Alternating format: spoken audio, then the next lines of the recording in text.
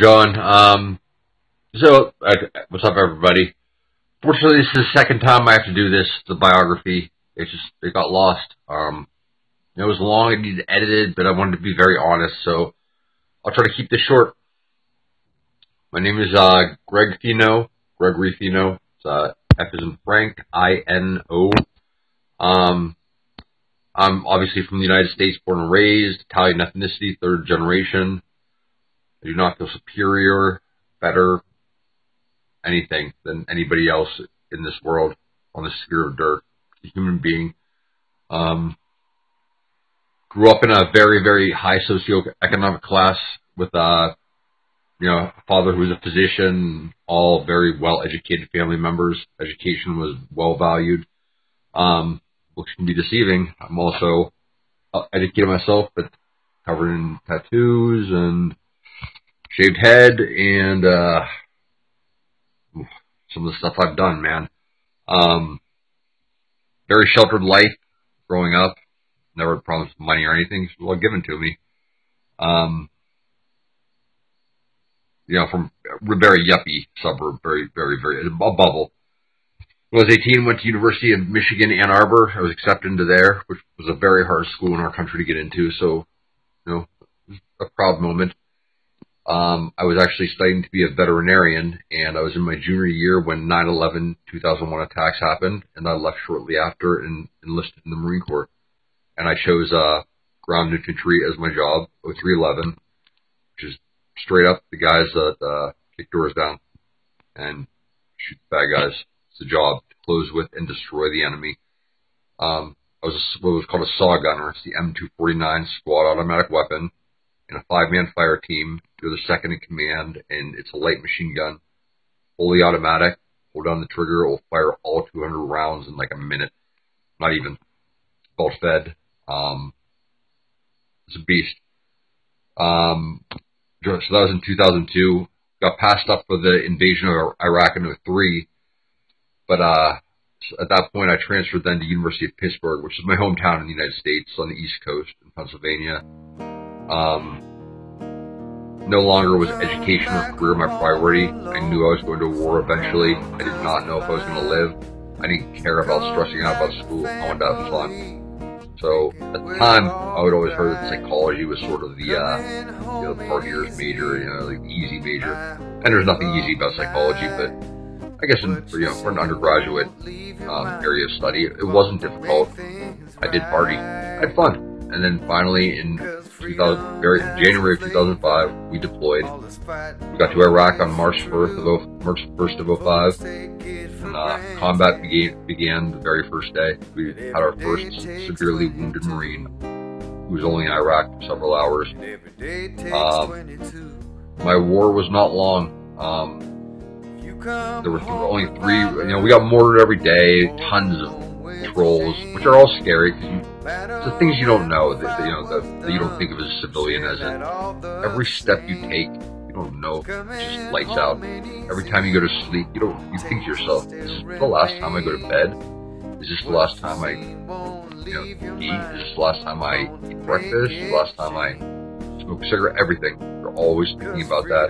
It happens. We lost our first killed in action 25 days into the tour on March 25th. The Marine Corps does 7-month tours. We were in western Iraq, Al Anbar province, in a city called HIT. Very dangerous. Our base was shared with the Iraqi National Guard, which were, in essence, mainly Al-Qaeda. So Brian Richardson dying was the first real trauma that happened to me. He was in a vehicle in a Humvee that ran over an anti-tank landmine. Then a couple weeks after that, I had an accident with my machine gun, my squad. Not an accident, it's called negligent discharge. It's never accidental, it's negligence. I didn't clear it, and it went off. It was called a runaway gun. Fired 30 machine gun rounds in my barracks. Nobody got hurt. It was extremely traumatizing.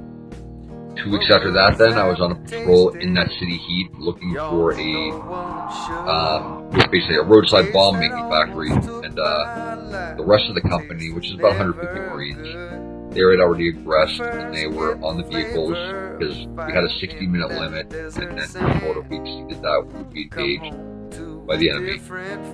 We did exceed that, but just my fire team, 5 guys, we found the 155mm artillery rounds, about 50 pounds apiece, packed with explosives. So as we were walking alone down the road, about 200 meters from the vehicles, I was staring at the street, literally in the exact spot I was staring. All of a sudden, there was this brilliant flash of light, followed almost instantaneously by a boom and this hot, pressurized wave that just hit me in the chest like a hot sledgehammer. It was the concussion of the blast. It doesn't blow you back like on the movies. It knocked the equilibrium out of me and rattled my brain. And I remember collapsing to the ground, saying, "Close your eyes, you'll die." It landed 5 feet in front of me. And it was a 60mm mortar. 2 of them landed.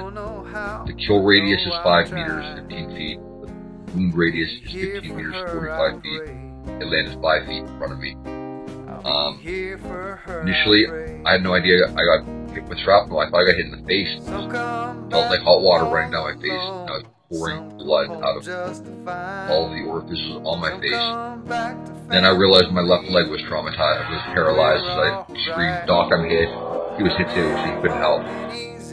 Somehow I was able to get up, and it was when I took my first step that I felt in my left leg severe pain. My right leg was, in essence, almost totally paralyzed. Somehow I made it into this building where everyone else went to, for my fire team. I saw my buddies Candelario and Ott 200 feet on the other side. Couldn't make out their facial features, but all you could see was crimson red, with the blood on their faces. I sat down, I pulled up my pant leg, and then I saw blood just pool about me all over the floor. And then I started realizing I was hitting the arm, the abdomen, both legs, my knee. And the only place I wasn't hit was my face, which was pouring blood. I then immediately noticed a group of Iraqi men laughing and making gestures, and it's simply due to incredible Marine Corps training that we had the discipline to literally, under those circumstances, not fire upon them. I absolutely aimed my weapon at their faces, prepared to shoot them and cause instantaneous death. There was absolutely no hesitation had they been armed. They were not. They did not fall under rules of engagement. Simply ran at them screaming in batal, which means get on the ground. And they pretty much scattered. It's a testament to our training and discipline and escalation of force and respect for rules of engagement. That was the end of my war, but only there. I ended up graduating Pitt with my degree in psychology, started graduate school to study to be a counselor, and at the whole time, I then, after being wounded, I become an absolute opioid addict, which obviously progressed. And I was a total junkie, and then progressed to heroin. And going to graduate school to be a therapist, and I was smoking crack in the bathrooms. It was that bad. I've shot myself to get opioids. I've burnt myself. I've done everything in the book to manipulate doctors, anyone, to get the drugs. I'm clean now. It's been about 3 years. I still struggle. Post-traumatic stress disorder. It's a bitch. It's real. It's stigmatized and stereotyped. I write poetry because I'd like to decimate stigmas and disseminate fact. That's really it. And thank you for finding me. And I guess I still became a vet, just not a veterinarian. Post-parasitic stress. Post-traumatic stress repressed disorder mood depressive. Retrogressive thought process intrusive thought suggestive. Feelings non-expressive, please confess your best perspective. Temper more aggressive, hypervigilance excessive. Evolution is progressive, fight or flight response incessant. Our grunts elite, assess your guess, marine tactics impressive. Transgressive violent training, let's address it, it's obsessive. Civilian sometimes pressive, so intensive, some offensive. VA care unimpressive, doctors too expensive, psychotherapies extensive, combat vets they're apprehensive. Cortisol stress hormone minds an overdrive oppressive, emotion stuck in combat now emotionally regressive.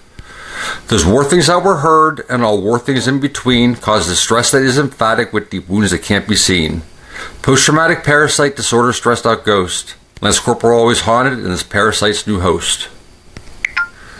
Give and take. What will it take to make me believe there's life after death when this earth we leave?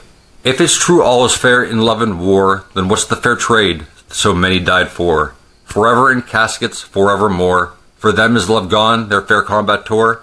Two words combined, two words intertwined, about face 05, 12 years I'll rewind. Nothing was fair in western Iraq, but love did exist, our brotherhood fact. With me shed your blood, spill red blood with me, my brother forever, forever you'll be. This bond it will hold eternally, the dead live forever because you live free. Divine intervention, their heaven achieved, what word gives and takes, why I now believe. Alright, this is called POW. To me, Iraq seems like a nightmare that I chase, as the sand of that hot land on my tongue I still can taste. Anxious racing thoughts, life post-war a tragic waste. Simplicity, it's simple, and that's simply the case. Hot Arab desert wind under Allah's burning sun. Hellish scorching heat, Saddam's breath upon your face. War feels very close, unseen wounds feel very fresh. This truth so very true, it is truth and nothing less. Now to face the charges, your mind is now confined. In the Muslim prison you are facing so much time. Expect a full life sentence first, likely I'll attest.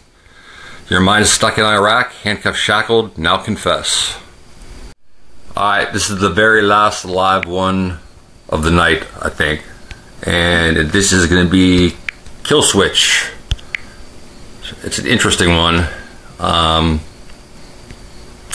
Pretty much self-explanatory once I start reading it.